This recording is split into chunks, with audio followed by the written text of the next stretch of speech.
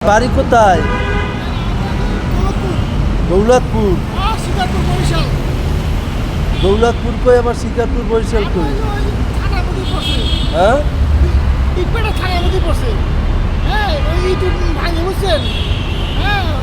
চাকার কলেজ। হ্যাঁ 3 মাস আসলাম না, 1.5 মাস আমার শিকার করে গাছ কাটতে গিয়ে যাবে ছোট্ট শিকার। পোলাপান কয়জন? নাই বাবা, খিদে করানো বাইরে গেছে। বউ কই? কিছু বলতে না গেছে হচ্ছে বউ নাই। না, পোলাপান শেষ আমার। তাহলে কি আছে? বাবা দুধে আইতেছে বাবা, দুধটা মুখটা করে খাই। উত্তর আবদুল্লাপুর এবং হাউস বিল্ডিংয়ের মাঝখানে এরকম আরও কয়েকজন পাগল আছে। এরা কি আল্লাহ জানি না।